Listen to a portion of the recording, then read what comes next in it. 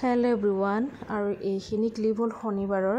এতিয়া ৰাতি প্ৰায় 9:30 বাজিছে। এইফালে ভণ্টি আহি গ'ল আৰু এইকেইদিন মই ভিডিঅ' দিব পৰা নাই কাৰণ বহুতেই বেছি ব্যস্ত। মই আপোনালোকক কৈছিলোঁ যে ঘৰত এটা প্ৰগ্ৰেম আছে। একচুৱেলি প্ৰগ্ৰেম মানে মই যিখন সত্যনাৰায়ণ বাৰ্ষিক পূজাখন কৰোঁ সেই পূজাখন আছিলে। গতিকে এতিয়া ৰাতিৰ পৰা নিৰামিষ চলি আছে আৰু ইয়াৰ নেক্সট ডে ভণ্টিয়ে চাহ বনাই আছে। তো পূজাখনৰ কাৰণে অকণমান মই ব্যস্ত আছিলোঁ আৰু সেইবাবে মই ডেইলি ব্লগছো দিয়া নাই এইকেইদিন। কিন্তু পূজাখনতো মই বৰ বিশেষ ভিডিঅ' কৰা নাই। গতিকে অলপ কিছুমান ক্লিপ ভণ্টিয়ে লৈছে। পূজাখন আপোনালোকৰ লগত অকণমান শ্বেয়াৰ কৰিম বুলিয়ে আৰু এইখিনি বহুতেই ব্যস্ত আছিলোঁ সেইবাবে।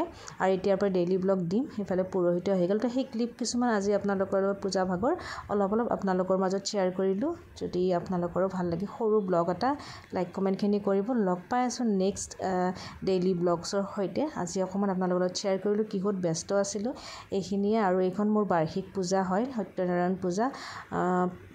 গতিকে সেইবাবে এইকেইদিন ব্যস্ত, সেইবাবে ভিডিঅ' দিব পৰা নাই ডেইলি ব্লগছ। যদিও কাম বহুতখিনি আছিল কিন্তু ভিডিঅ' কৰা অসম্ভৱ, সেইবাবে মই ভিডিঅ' একদমেই কৰা নাই। পূজাখনতে অকণমান ব্যস্ত হৈ আছিলোঁ, লাগি আছিলোঁ আৰু পূজাখন সম্পূৰ্ণকৈ ভালদৰে হৈ গ'ল। আৰু এইখিনি পূজাৰ যা যোগাৰখিনি অকণমান আপোনালোকৰ লগত শ্বেয়াৰ কৰি আছোঁ, দেখাই আছোঁ সকলোখিনি। তো দুখন ফটোৰ সহায়েৰে আজিৰ ব্লগটো আৰু আজিৰ পূজা ভাগ আপোনালোকৰ অকণমান শ্বেয়াৰ কৰিলোঁ।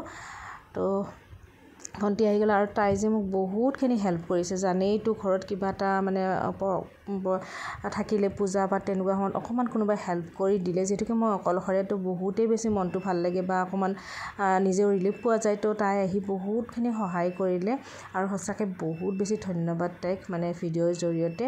আৰু সঁচাকৈ কেতিয়াবা মানে কিছুমান বস্তু সময়তহে মানুহৰ লগত ফিল হয় আৰু মোৰ লগতো সেইটোৱে হয় সদায়। মই কেতিয়াও নিজৰ মানুহ মানে হেল্প বুলি ক'ব গ'লে মই কেতিয়াও কাৰোবাৰ পৰা নাপাওঁ। তো মোৰ এইবোৰ সঁচাকৈ মোৰ নিজৰ মানুহ, এইবিলাকৰ পৰা মই বহুত বেছি সহায় পাওঁ আৰু সেইকাৰণে মোৰ মনটো বহুত বেছি ভাল লাগে, বহুত বেছি মৰম উপজে এনেকুৱা ধৰণৰ মানুহবোৰলৈকে।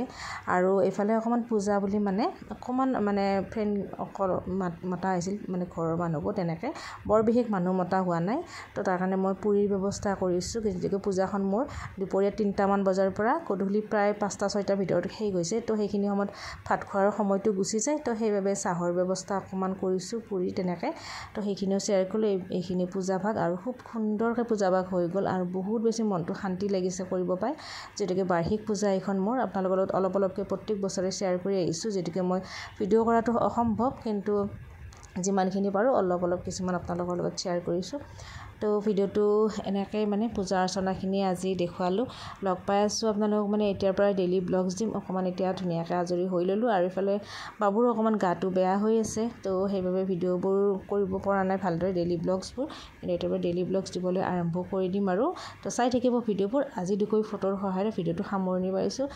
আৰু যদি ভাল লাগিলে তেনেহ'লে প্লিজ সৰু ব্লগ এটা মোৰ পূজা ভাগ দেখুৱাইছোঁ, লাইক এটা কৰিব। চাই থাকিব মোৰ ভিডিঅ'বোৰ। লগ পাই আছোঁ আপোনালোক নেক্সট ডেইলি ব্লগছত। তো আজিলৈ আহিছোঁ, বাই বাই।